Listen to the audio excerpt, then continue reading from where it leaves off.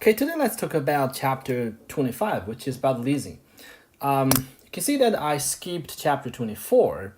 Well, it's a pretty simple chapter, so you can read it yourself. And if we have time in the future, we could come back to it. So we will talk about three major topics in this chapter. The first is we will talk about the basics of leasing, such as how to calculate lease payments. And then we will talk about the accounting, tax, and legal consequences of leasing. And then we will talk about the leasing decision. This one is mainly about the choice between lease and making a purchase. So the first part is the basics of leasing. So let's first define several concepts. Well, when you're talking about a leasing, so it's very important to know that you have lessee and lessor. So lessee is the person or the party who is liable for payments in exchange for the right to use the asset.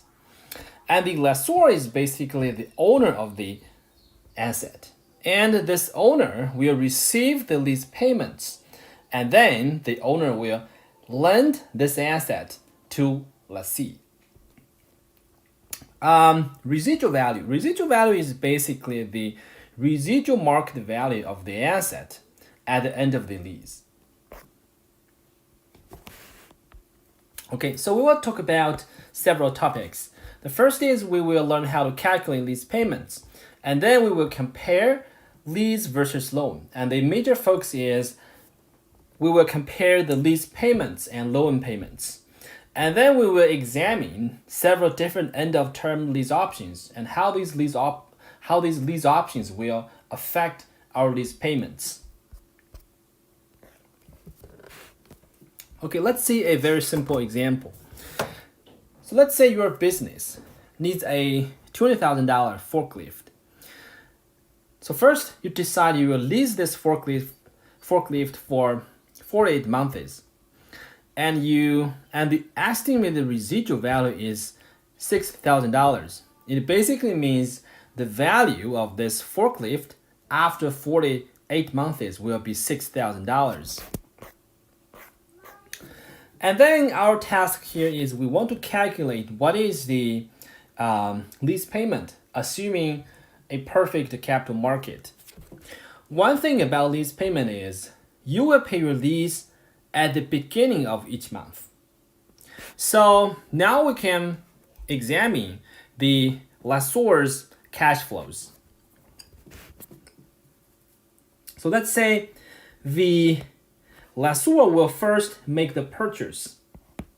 Right? So we know the cost is $20,000. And then the lessor will receive these payments. And after the lease end, the value of the asset will be worth $6,000. If the market is a perfect capital market, then you can see that it will be pretty easy to calculate the lease payment, right? Because basically you can see that the purchase price,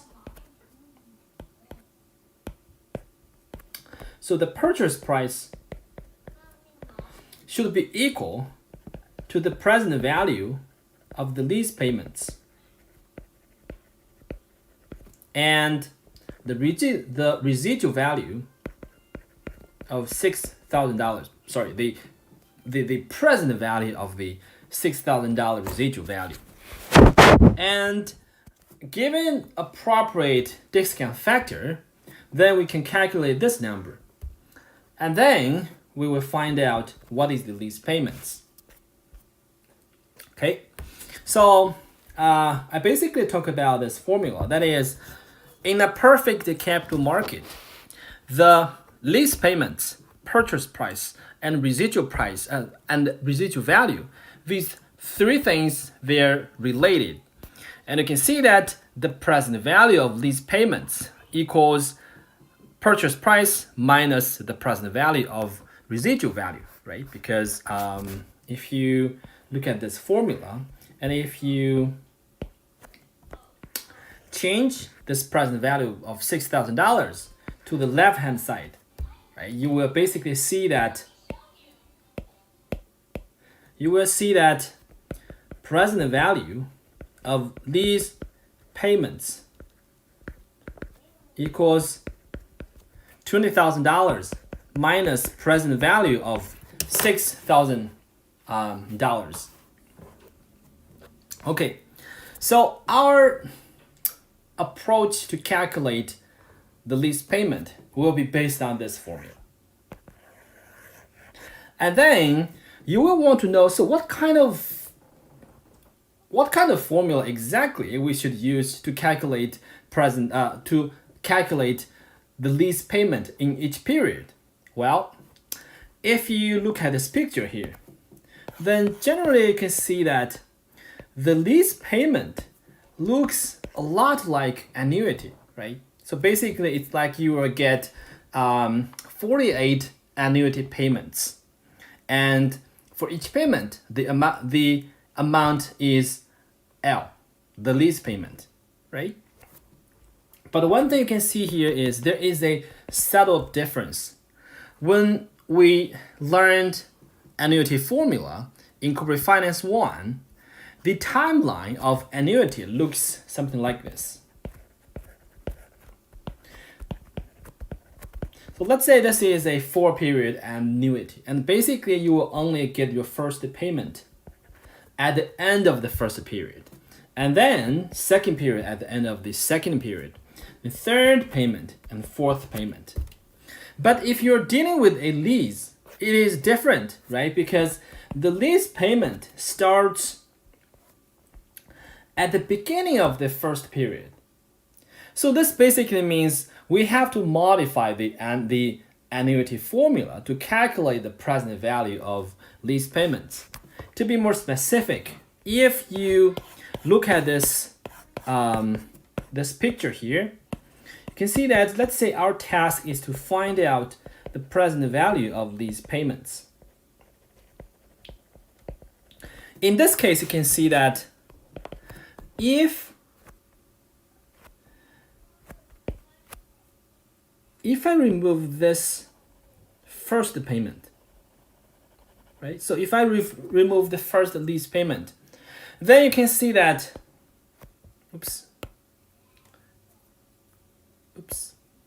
then you can see that this whole thing can be considered as an annuity. And to be more specific, it's a 47-period annuity, right? So it's a 47-period annuity.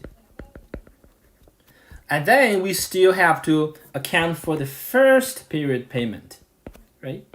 So essentially, the present value of the lease payment equals the present value of the 47-period annuity plus this first period payment, right?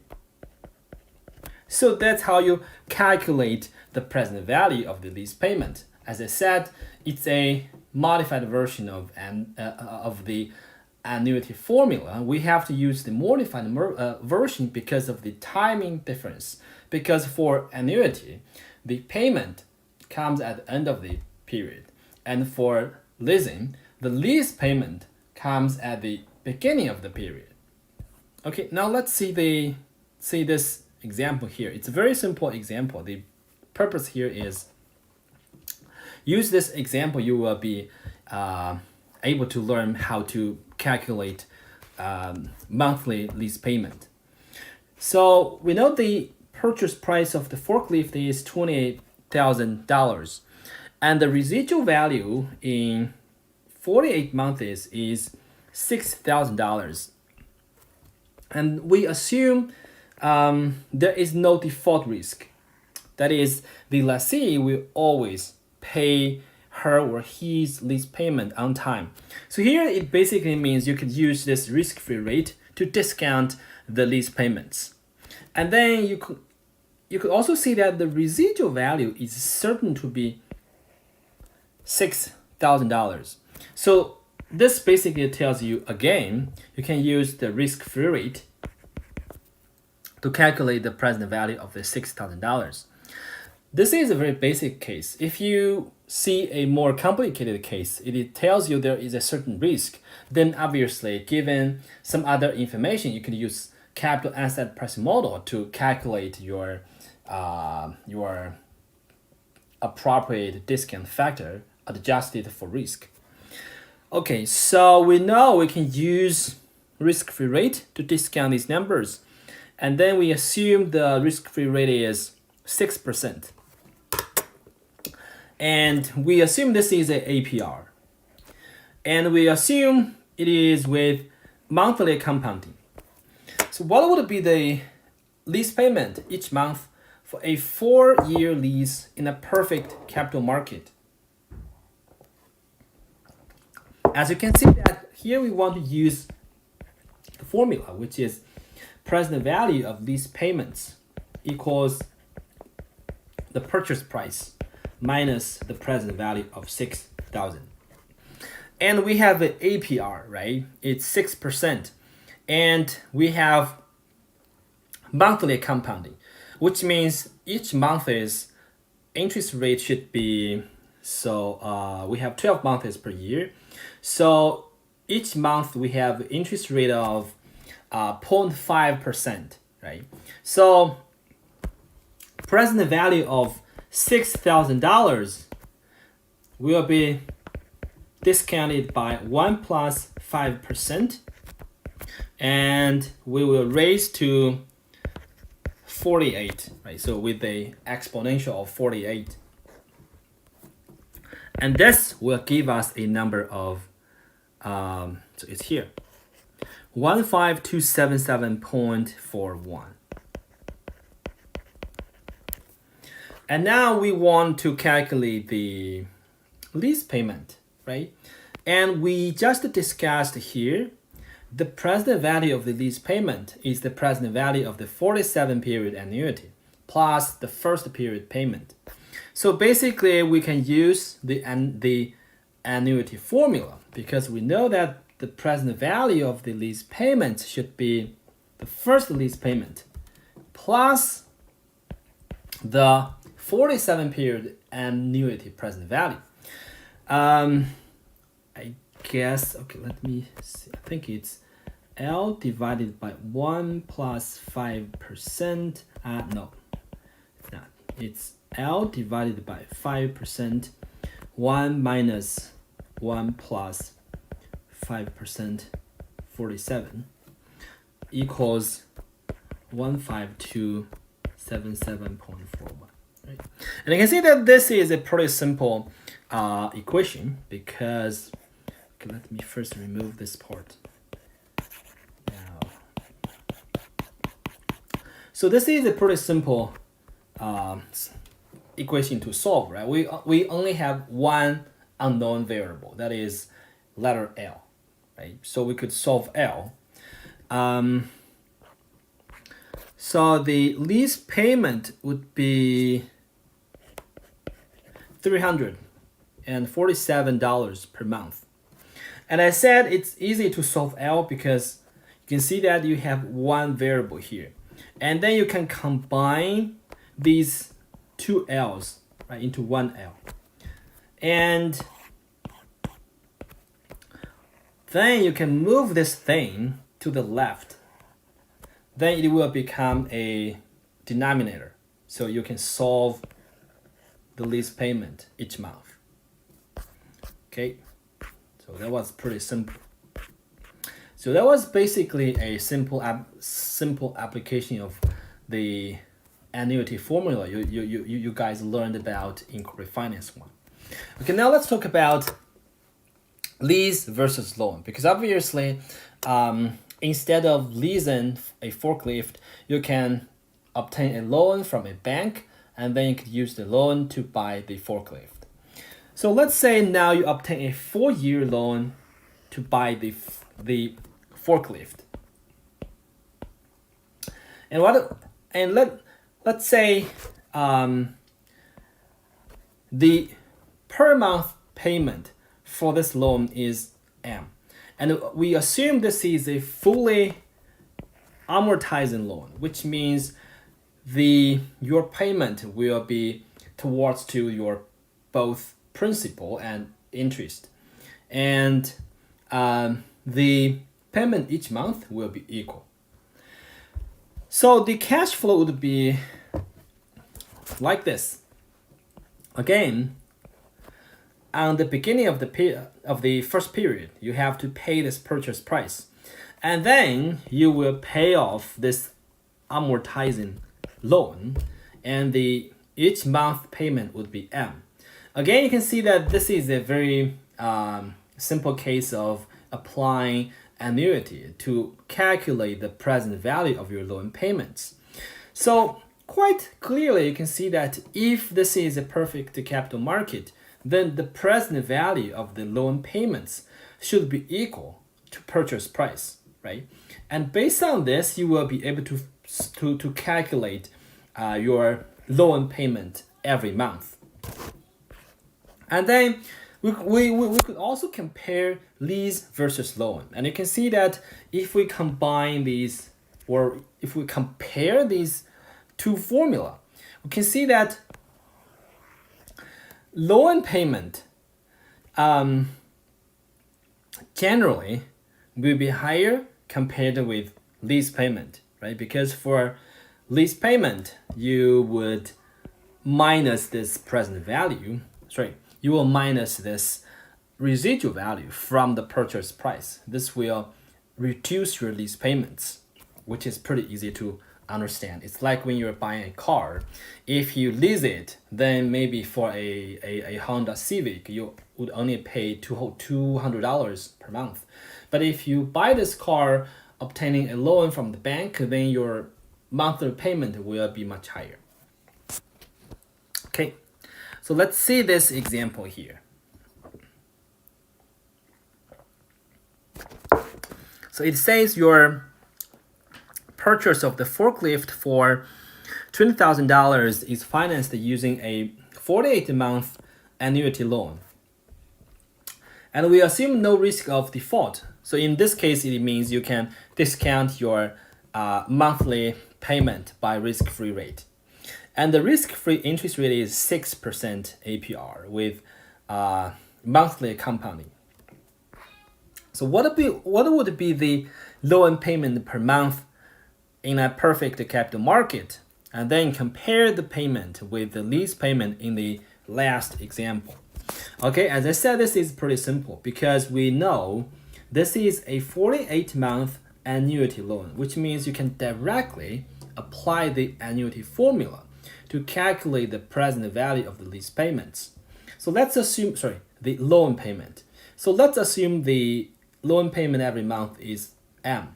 Then the present value of the loan payment would be M divided by 5%. Again, we have 6% APR, and this is monthly compounding. So the per month interest rate should be 0.5%. Oh, let me check if I was using the correct interest rate in the last example. Oops. You know what? Here I should use 0.5 and 0.5. Okay, so then 1 minus 1 plus 0.5%. And again, we have 48 months. So this equals the purchase price, which is $20,000. Okay, that's pretty simple, right? So this will solve a number which is so it's $469.7 per month. And then if we check our payment from the last example, the lease payment was it's $347 per month. So it's almost $100 lower in the lease case, right? Okay.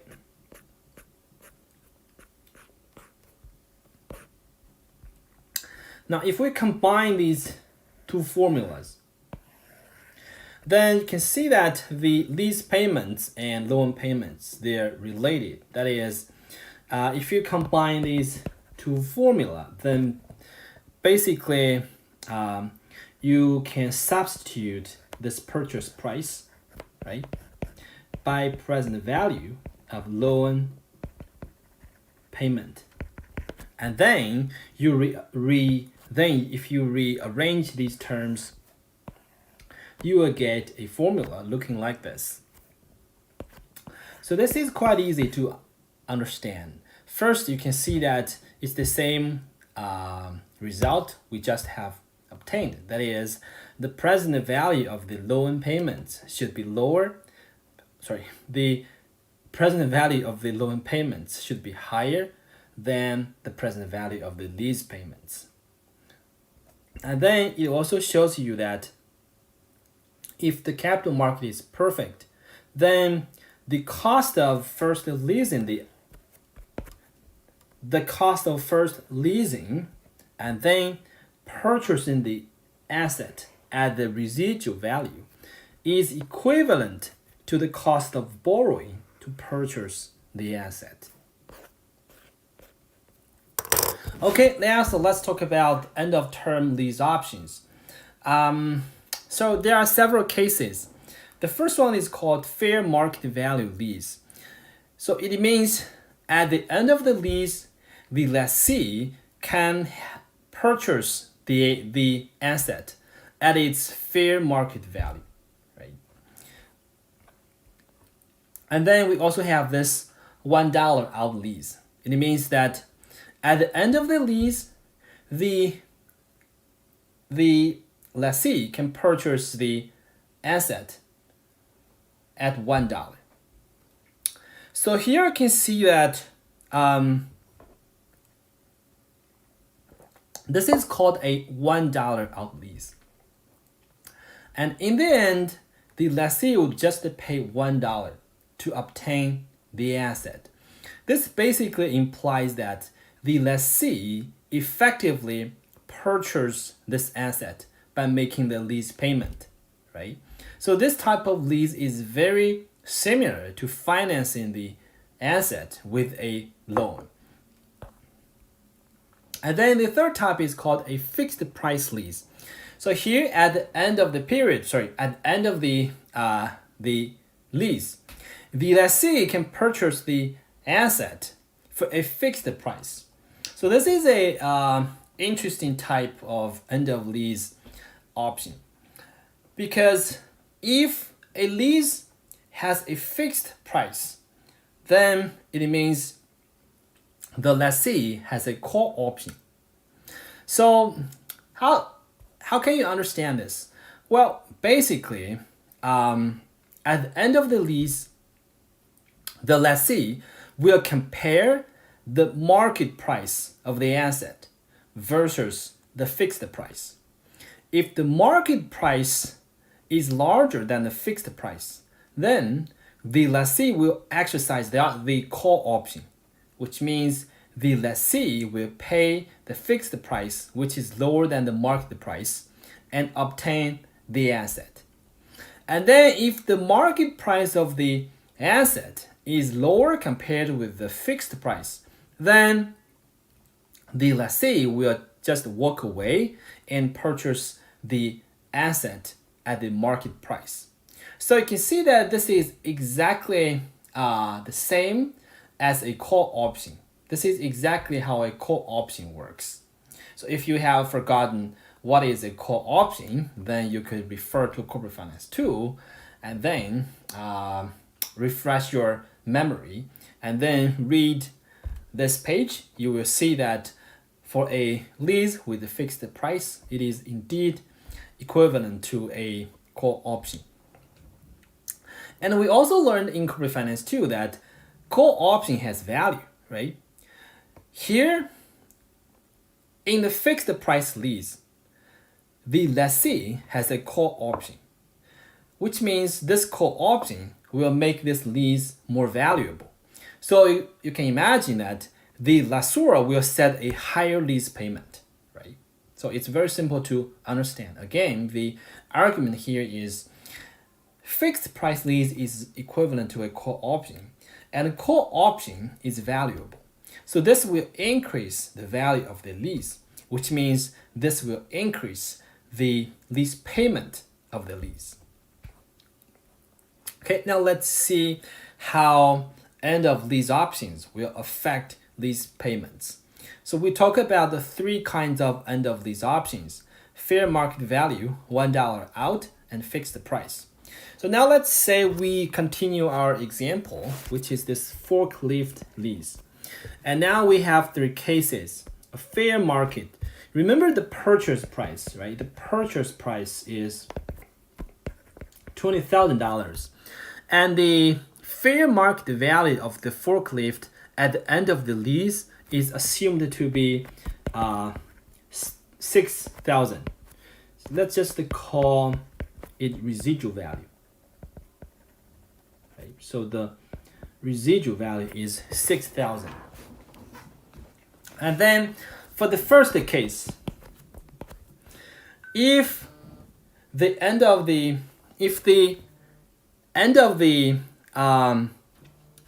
lease option is a fair market value lease, then we can see that we can calculate the lease payment the same as the first example, right? Because if we go back to the first example,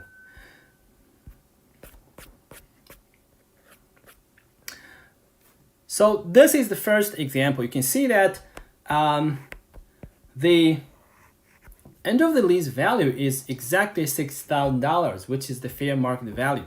So you can see that the first example is essentially the lease with the fair market value. So in the end, we can find out the payment. It's 357.01, right? So this is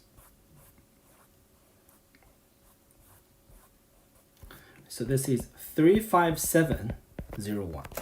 And then we also have this $1 out lease. So in this case, essentially if you calculate this, right, it will be something like this. So it's the present value of the lease equals the purchase price minus the present value of $1. And we have 48 months. So the present value of $1 is actually equivalent or close to zero. So roughly speaking, we can just use 20,000 here. And now, what is the formula for calculating the present value of lease payment?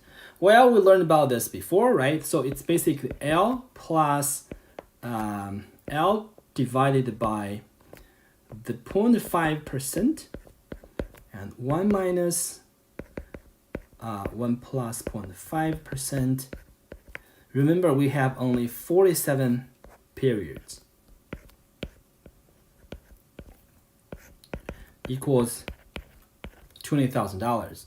So this will solve L, right? So L here is given by 476.36. So it's 467.36. And last, we have this fixed price lease, which allows the lessee to buy the asset at the end of the lease for $4,000.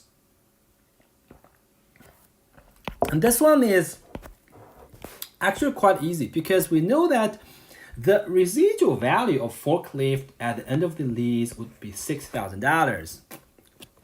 And then the fixed price is only $4,000, which means the lessee will want to exercise this option, right? Because the lessee can buy the forklift at a lower price compared with the market price. This basically means the lease payment will be calculated as this.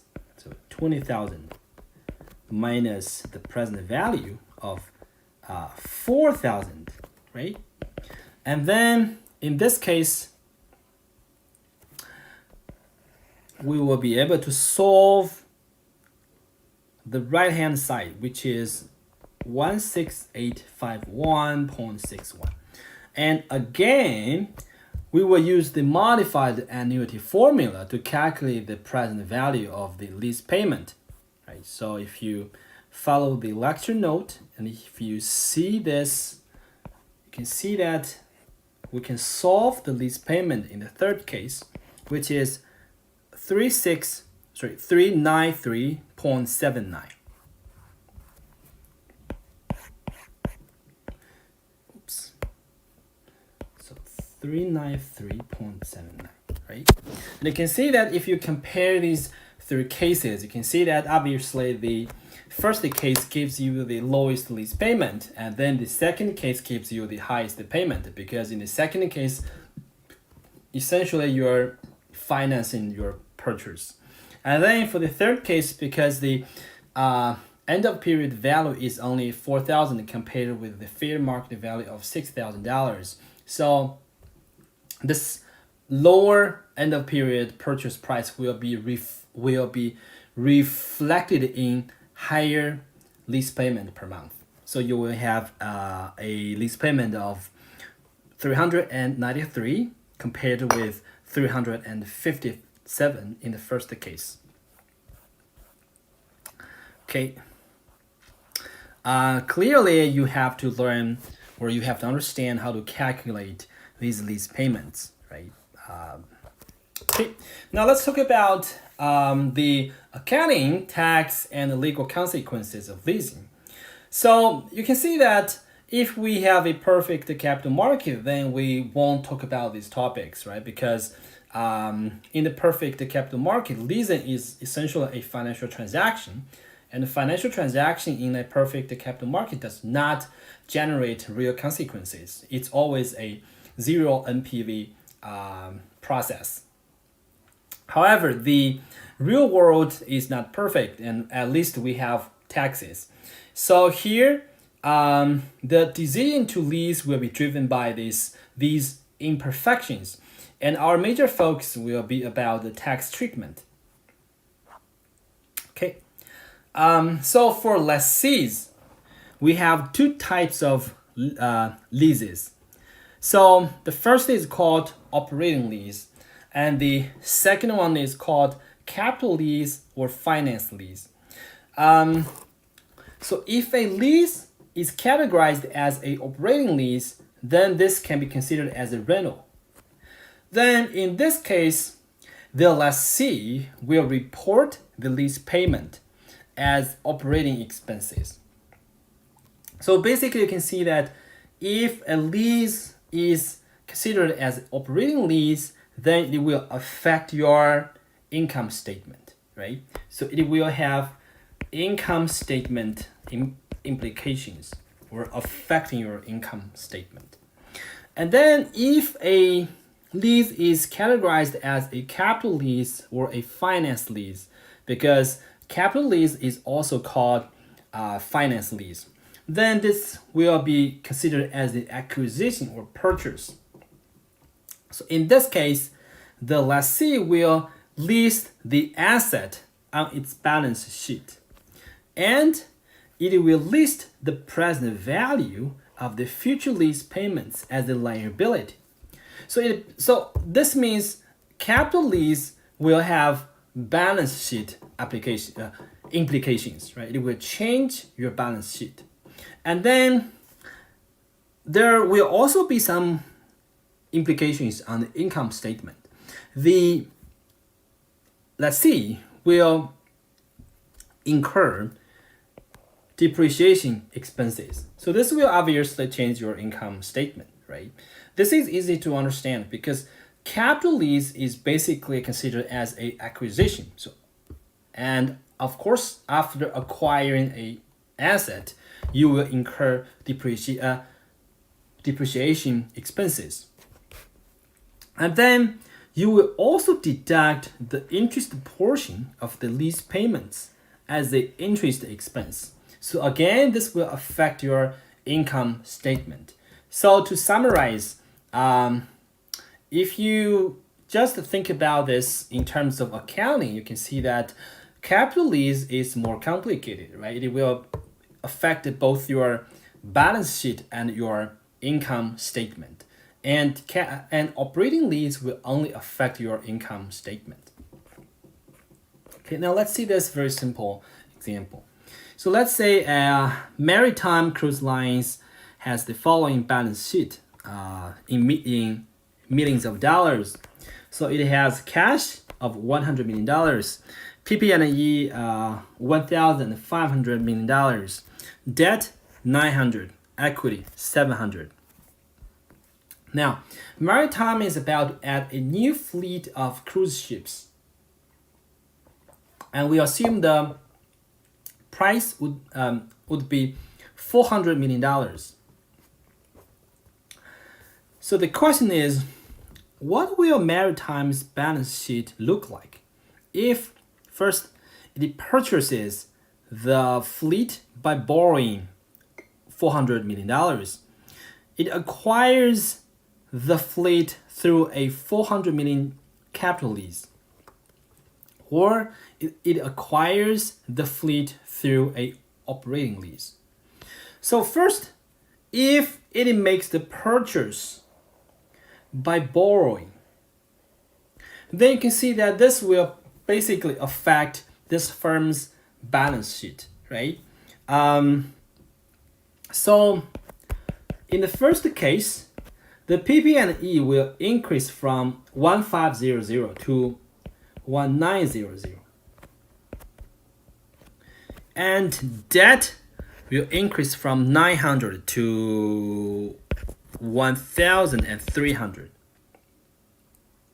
And then for this second case, it acquires the fleet through a $400 million capital lease. Well, in this case, the implication on the balance sheet will be the same, right? It acquires the fleet, so the PP&E will increase by $400 million to $1,900 million. And then, because in the case of capital lease, you will actually consider the present value of the future lease payments as your liability. So once you sign the contract to acquire the asset with a capital lease, then your debt will increase by $400 million. So now your debt would be $1,300 million, right? So basically, A and B should have the same effect on the firm's balance sheet. And then the third option, the firm can acquire the fleet through an operating lease. So here you can see that if it's an operating lease, the only effect will be on the firm's income statement, and the balance sheet will not change, right? So there will be no change in balance sheet. Oops. Okay. Now you might wonder, so when can a lease considered as a capital lease, right? When can a lease considered as an operating lease? Well, a lease is considered as a capital lease if it satisfies any of the following conditions. So let's just go through these lists. First, if the title to the property transfers to the lessee at the end of the lease term. Second, the lease contains an option to purchase the asset at a bargain price that is much lower compared with its residual value. Third, the lease term is 75% or more of the estimated life of the asset. Fourth, the present value of the minimum lease payments at the start of the lease is 90% or more of the asset's fair market value. Now let's see this very simple example and see whether this asset can be categorized as operating lease or capital lease. So let's say there is a 7-year. So let's say we're thinking about a 7-year fair market value lease for a $12.5 million private jet. And this jet has a remaining useful life of 10 years. So suppose the monthly lease payments are $1,075,000, and the discount rate is 6% APR with monthly compounding. So should we categorize this lease as operating lease or capital lease, right? The second question is, if the lease contract gave the lessee the option, the second question is, if the lease contract gave the lessee the option to cancel the contract after 5 years, then should we categorize this lease as operating lease or capital lease? Okay, now, so basically you can see that this one is simple, because what you need to do is you will just look at these 4 conditions and see whether this lease satisfies any of these 4 conditions. If the lease satisfies one or more, then you will say this should be considered as a capital lease. Okay. So first, what you can see here is this jet has a life of 10 years, right? However, the length of the lease is just 7 years, right? So it's 7 years out of 10 years of economic life of this jet, which means we have 70%, which is more than the 75%. So condition 3, so this lease of the private jet does not satisfy condition 3rd. Sorry, does not satisfy the 3rd condition. Okay. Next, let's think about this one. Right? Because you can see that the lease does not satisfy the first one and the second one. The lease is a fair market value lease. So the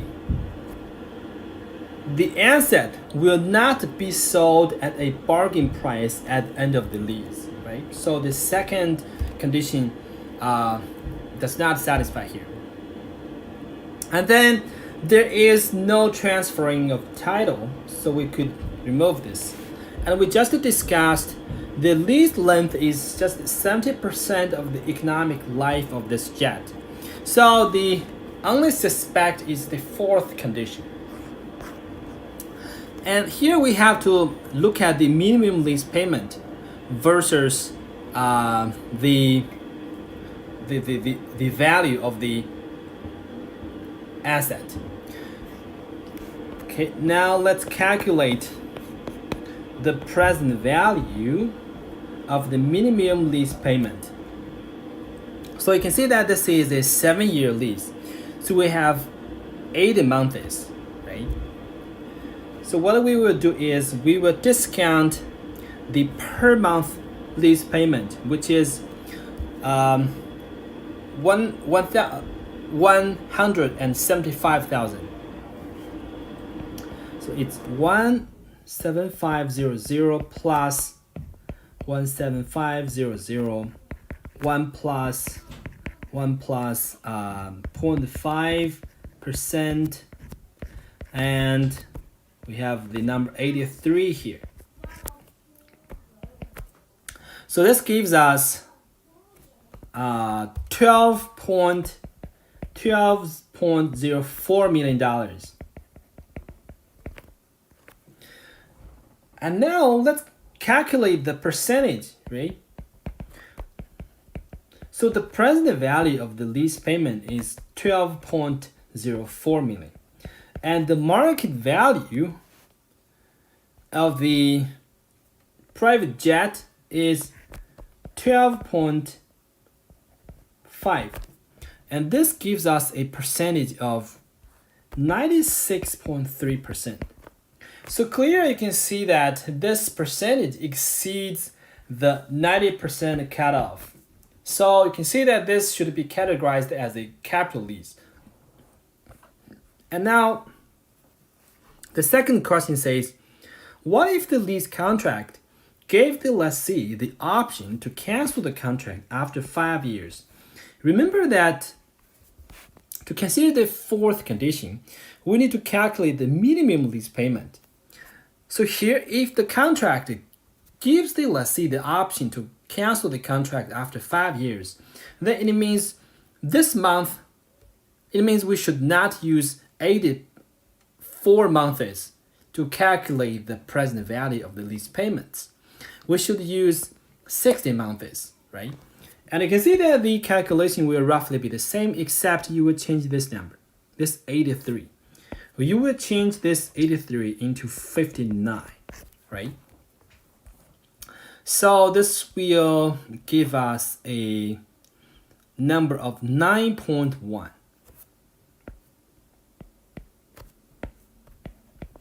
And then we will recalculate the present value, which would be, so it's definitely smaller than 90%. It's 73%. So here you can see that because of this additional this additional option, that is the lessee can cancel the contract.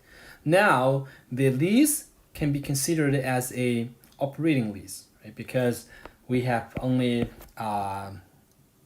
73%, which is smaller than the cutoff of 90%. Okay. Now, importantly, from the accounting or corporate finance perspective, we care about the tax treatment, right? So in Canada, the CRA has its rules about the tax treatment of a lease. There are two kinds of treatments here. The first is a non-tax lease. The second is a true tax lease. So if it's a non-tax lease, then the lessee will be able to claim the depreciation deductions in the income statement. And the lessee will be able to deduct the interest portion of the lease payments as the interest expense.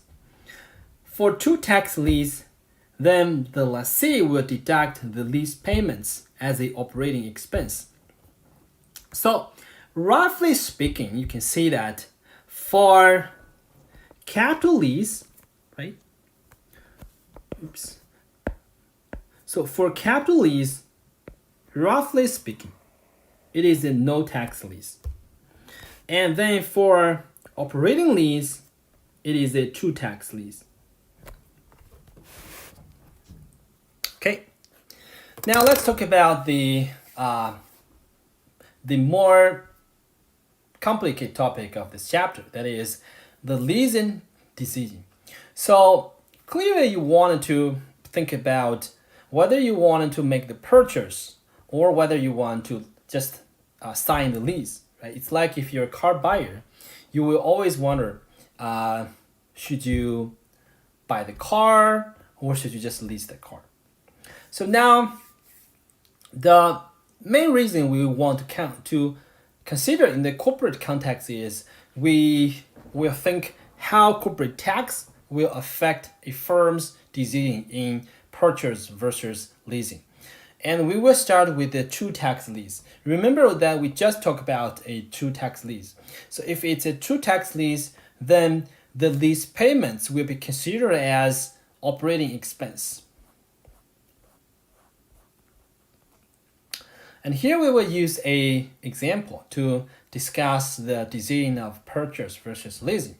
So assume Spafax Printing needs new computers, and these new computers will last for 5 years. Spafax tax rate is 35%. And then this firm is thinking about two choices. First, it can make the purchase for so it will cost the firm, let's say, $50,000 in cash. So here the firm is not obtaining a loan from the bank. It just uses its cash. And of course, this will affect the firm's income statement at least, right? So we will see some CCA deductions. Alternatively, the firm can lease these computers at $12,000 per year for 5 years. And we assume this is a two-tax lease. So basically, SPAFX will deduct the lease payments as the operating expense. Now, obviously, the cash flows of leasing should be different from the cash flows from buying, right? Generally, roughly speaking, you can imagine that if you're leasing, then your cash flows from leasing will be quite smooth because you will just pay this equal amount of lease payment in the future. If you're buying, then you will have more volatile cash flow. So on the first day, you will have CapEx, which is a large cash outflow, right? And then in the future, you will get your CCA deductions, and you will have some tax shield from these deductions. So let's see in detail how this works. So first, let's look at the choice of buying. In this case, you can see that in the beginning of the year, you will have this $50,000 of capital expenditure. And then you will have depreciations in all these. So you will have 6 depreciations.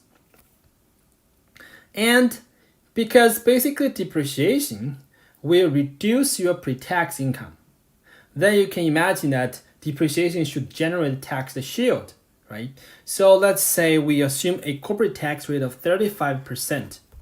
Then we will have these tax shields. It's pretty easy to calculate. Basically, what you will do is you will use the deduction times the corporate tax rate, right? For example, so let's say for this year, you will just use 11250 times 35%. So this should give you, let's see, 3938, right?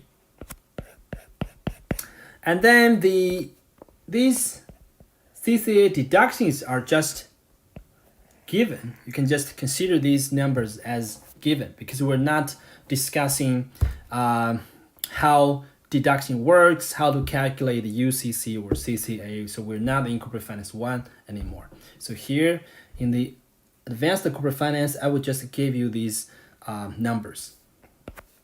Now our focus here is the cash flow, right? So the cash flow from making the purchase, you can see that it's a volatile stream of cash flows. In the beginning of the period, you have this very large cash outflow. And then in the future, you will have these positive cash inflows or these tax savings, right? And then for lease, this is a quite simple calculation because we have this sort of equal payment each period. So for 5 periods, we will have these payment of $12,000. And then because we said it's a true tax lease, so the firm can consider these payments as operating expenses. And again, this will reduce your pre-tax income. So there will be income tax saving or tax shield. And again, tax shield equals the lease payment times 35%. So this gives you $4,200. And then we will be able to calculate the free cash flows from lease. Right? So you can see that it's a more smooth stream of cash flows. Right? Okay, now if you think about comparing purchase versus leasing, then your first thought would be, so now I've got my cash flows. If you ask me to compare these two choices, I can basically discount these cash flows and find out their present value. And then the one with a higher present value should be the better choice, right? So that's your first thought. So this is actually an unfair comparison.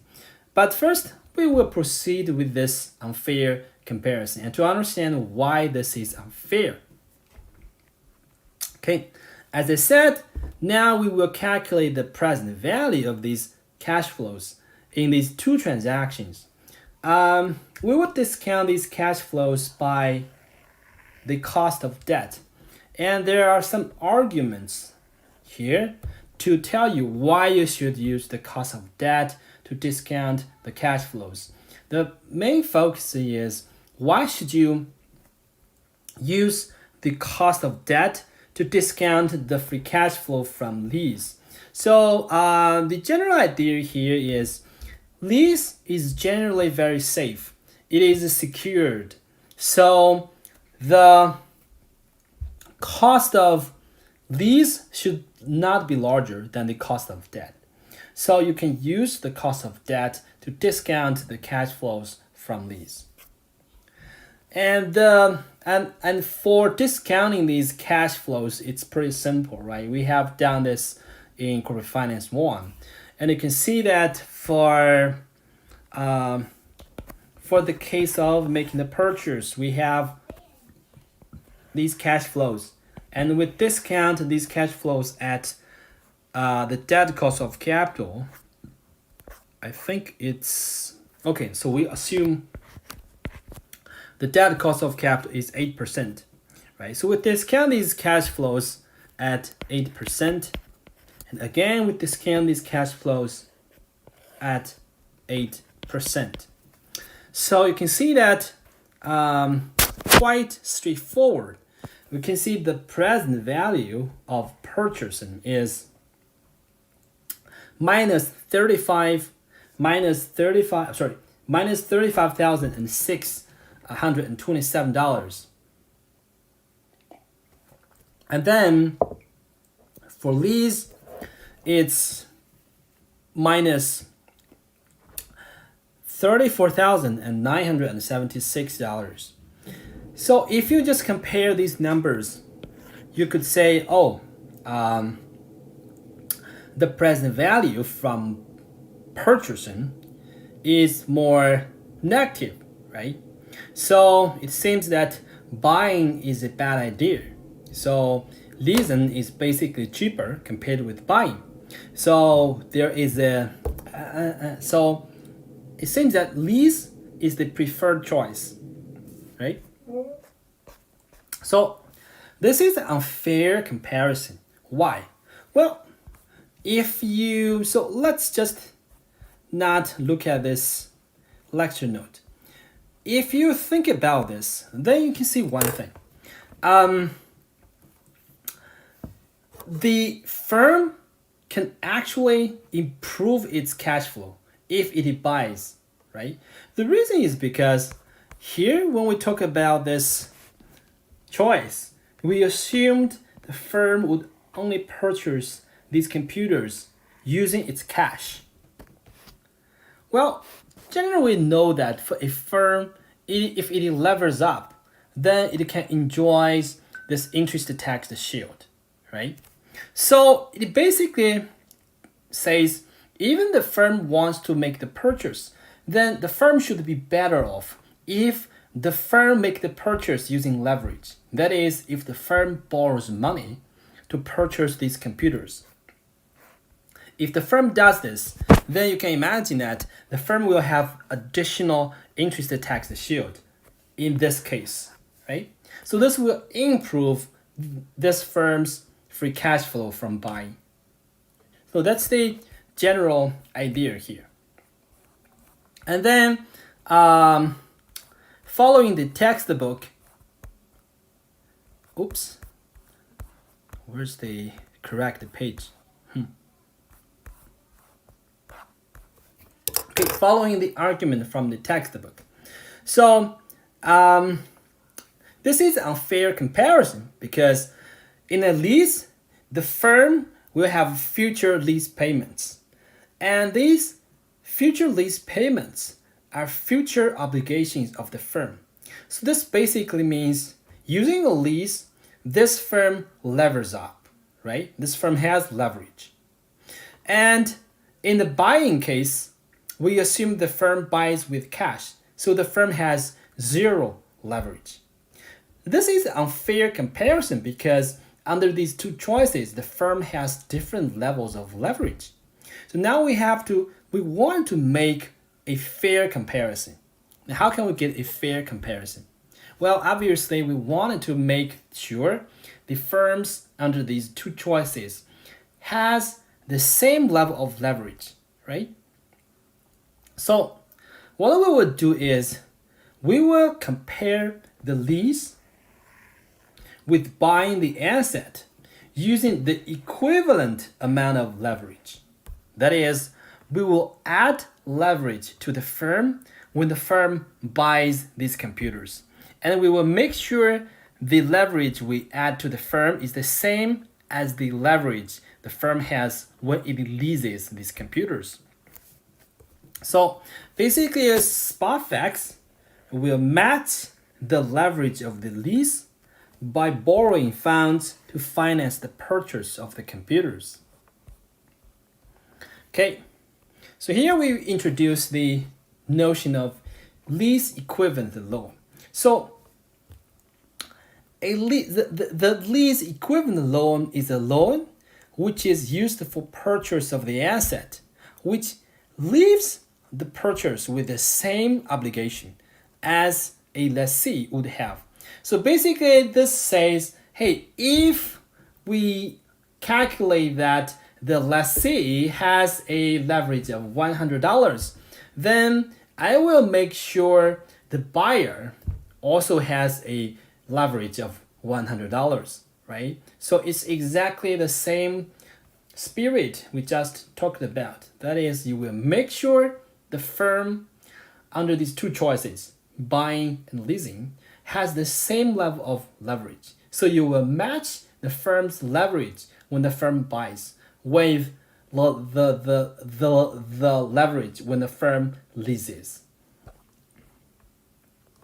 Now the question is, how do we compute the lease equivalent loan? It's a two-step process. First, compute cash flow. Second, discount cash flow. So how do we compute cash flow? Well, we will compute incremental free cash flows. It's called incremental because the cash flows are calculated as the difference between the cash flows from leasing and the cash flows from buying. That is, we will use the cash flows from leasing minus the cash flows from buying to calculate the incremental free cash flows.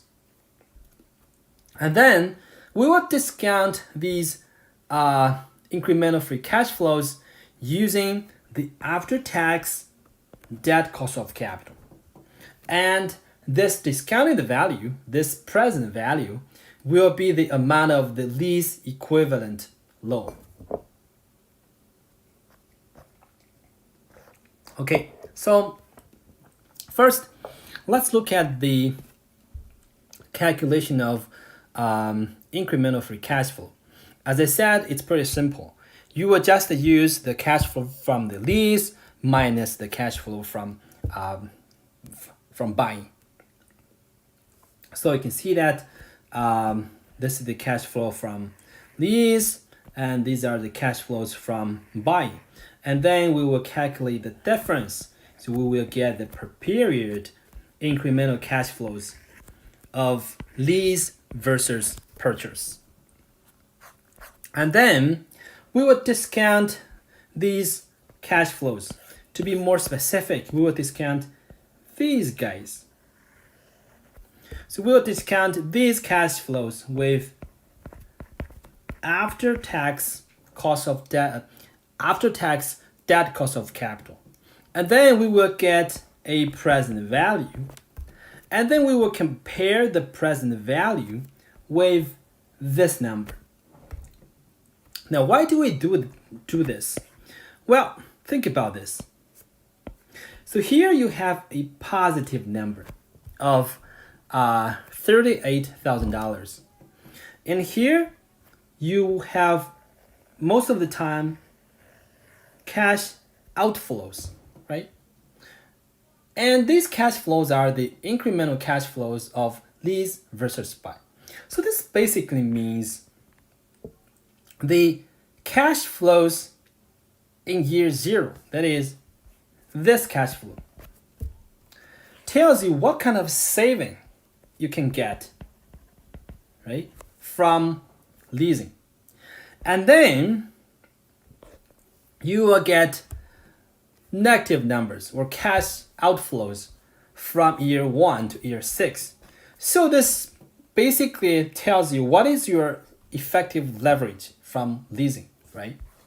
So this basically tells you what is your effective leverage.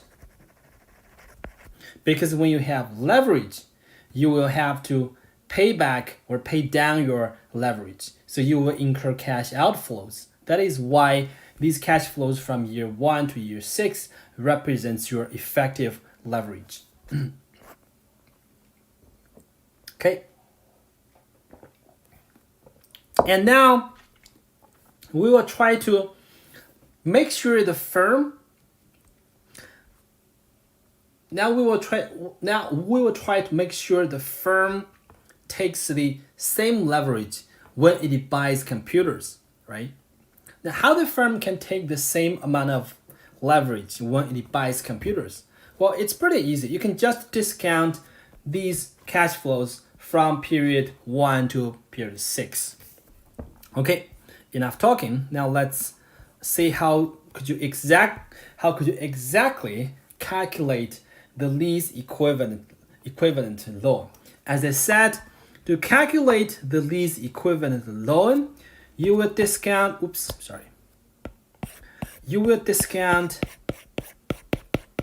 cash flow from the first year to the 6th year. That is, you will discount these cash flows. You will discount these 6 numbers, right? And if you discount these numbers at the after-tax cost of debt, then the present value of the lease equivalent loan is $39,000 and 622, right? Now think about this. Now you have got the amount of lease equivalent loan. You want to think the central question here. What is the preferred choice? Lease or buy? Well, basically it means that if SpotFacts is willing to take on the future leverage of leasing, then it can borrow $39,622 to buy the computers. This is larger than the $38,000 in year 1 from leasing, right? So basically, compared with leasing, SpotFacts save some money. And you can see that the amount saved by SpotFacts using buying with leverage is $1,622. So this means leasing is actually unattractive relative to buying with a lease equivalent loan. So here, buying with leverage is actually preferred. So again, let me talk about the general idea here. So here, the present value of 39,662 tells us the leverage of leasing. And now we want to think, so if the firm buys computers and if the firm uses the same level of leverage, will the firm be better off? Well, the answer is yes, because if the firm takes on the same level of leverage, the value of this leverage is 39,662. Essentially, you can think that if the firm buys with leverage in the first period, it can get this amount of cash, right? But in the case of lease, the firm can only get $38,000 of cash. So this number is larger, right? So making the purchase with a lease equivalent loan is better. Okay. So that's for, let me see. Okay, that's for today's class.